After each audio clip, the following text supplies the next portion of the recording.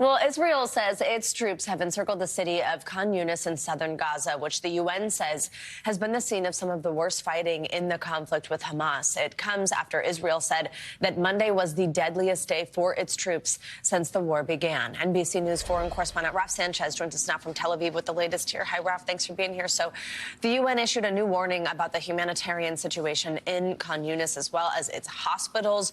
What is the latest there, and what are we hearing also from Israelis about their deadliest day that I just mentioned? So, Savannah, the fighting is raging in Khan Yunis. This is the biggest city in southern Gaza. Hundreds of thousands of people had fled the north, hoping that they would be safe there.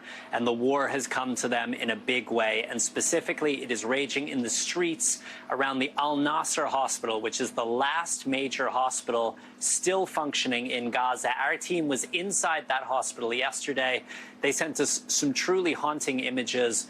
Waves of wounded people coming in. One image that will stay with me, a 7-year-old girl's ponytail that had been chopped off by surgeons who were treating her for shrapnel wounds, lying on the floor of the emergency room. Doctors say they are completely overwhelmed. The Israeli military is ordering people to evacuate from the area around the hospital. We've been asking them all morning, are you telling people to get out of the hospital itself?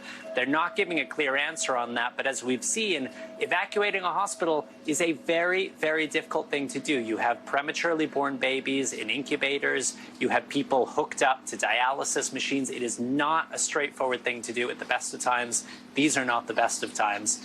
In terms of Israeli losses, the Israeli military says 21 soldiers were killed yesterday in a single incident. They were inside two houses fairly close to the border with Israel.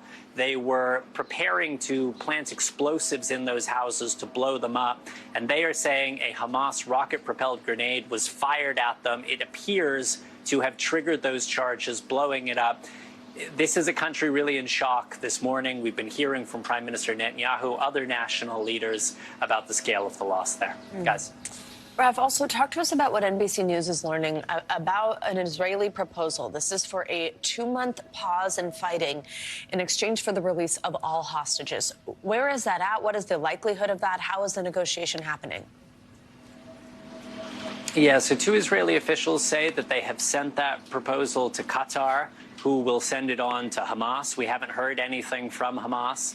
We do know that the two sides have been very far apart, and they've been far apart for a long time now. Hamas has been saying no hostages will be released until the war ends. Israel saying the war will not end until Hamas is destroyed. And then you have Qatar in the middle trying to bridge the gap here. I can tell you guys, for the families of the hostages, their frustration has been mounting with the Israeli government. They want the government to make a deal, and they want them to make it now. Thanks for watching. Stay updated about breaking news and top stories on the NBC News app or follow us on social media.